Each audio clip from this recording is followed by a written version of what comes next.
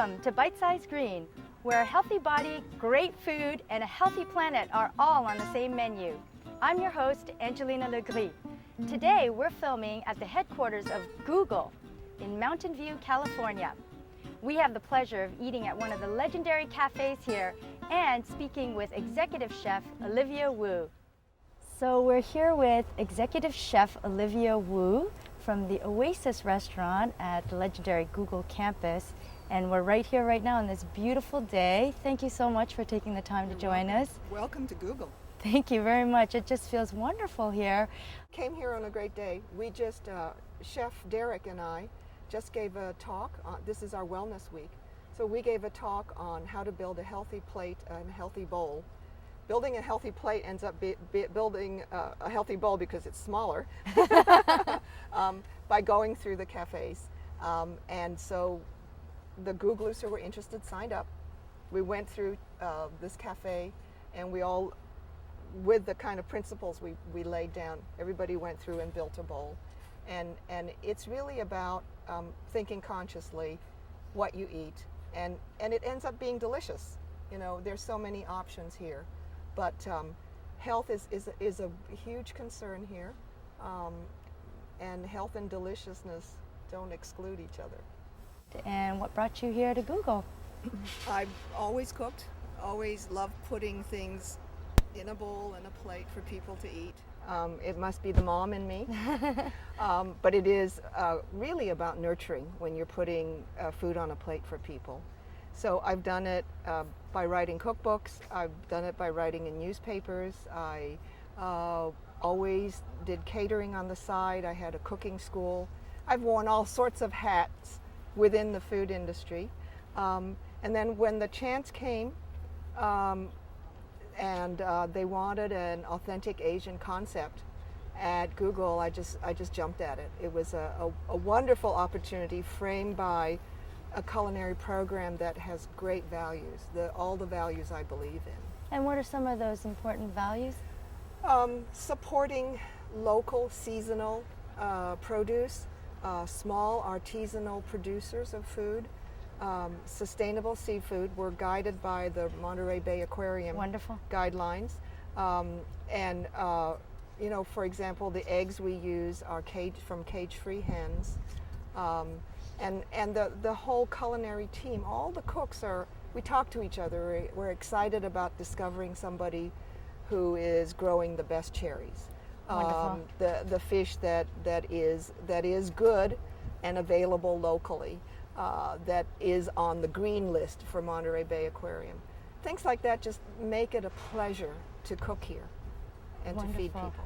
And I noticed that you're also interested in creating a community, and it sounds like that would be a big part of the community, both in kind of the food preparation community, but also the community that you're nurturing here, which is a very large community. There must be a lot of challenges to try to keep things local and purchase sustainable produce, yet feed a large group of people. We do feed a lot of people, but all of my colleagues here come from restaurant backgrounds, and we all just believe passionately in using local producers and the best vendors. So we still, even though we're feeding large volume, we think like we're still running a fine dining restaurant, an authentic restaurant. And most of our wholesalers are the people who supply the 3- and 4-star restaurants in the Bay Area. Wow. And is it a challenge? Because I would think local producers wouldn't be able to do the mass production. So would you have several local producers or co-ops? Yeah, several. Okay. There are the wholesalers who are committed to the same ideas. Okay. And so they gather from small farmers. That's wonderful. And try to work with them. I mean, there are times we do have to go large scale. You know, if as a whole campus, I actually don't know the number, but if we're going through 800 pounds of potatoes a month, we buy 800 pounds Staggering. of potatoes, right? And you know, we're like anybody else. We have to watch our budget. But within those confines, I think we do a really good job of selecting those farmers and growers and producers that are worthy of support, and that, you know, keep our local ecology as green as possible. We do as much of that as we can, let's say. That sounds really exciting. Yeah. It just sounds exciting just to hear you talk about it. For the authentic part of what you try to bring to the menu, how do you get those ingredients that are they locally available now, or do you sometimes have to? I know when I go for some Asian ingredients, you know, there's just some things that are only made in China, let's say, and I always feel a little bad that I need to buy that one thing. I'm wondering how you handle it with planning your menus. Well, couple of things come into the formula. There is a significant population here from Asia and South Asia, and so they want their comfort food and their comfort ingredients, and I try to provide for them in that.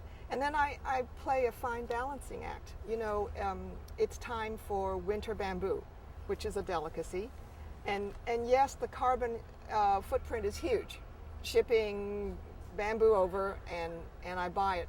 But it's that delicacy. It's what some other chef in another cafe would be doing flying lobsters in from Cape Cod. Yes. So we do some of that just because all of us need that special food once in a while that makes us feel great, that makes us feel it's a celebration, that's it's exotic, or it feels like food from home. But the day in and day out stuff is stuff that's grown around here. And in the Bay Area, I really feel I can almost get everything, really everything that I need in the way of ingredients. And then because I'm at Google, I have the opportunity to go the extra step. I buy, for example, naturally fermented, organic, non-GMO soy sauce. Okay. And so, you know, how much soy sauce I use? I use millions of gallons. No, excuse me. Can I take that back? It sounded astounding. Hundreds of gallons of soy sauce, and that's my go-to soy sauce. I have 3 types of soy sauce, but 75-80% of the time I use that soy sauce. And that's the other thing that's exciting, is that Japan, Taiwan, Singapore, some of those Pacific Rim countries are now at the stage where people are affluent enough and they read enough that they know they want organic. And so they're starting to produce that stuff and produce really nice things along those lines. So organic miso, organic soy sauce, stuff like that.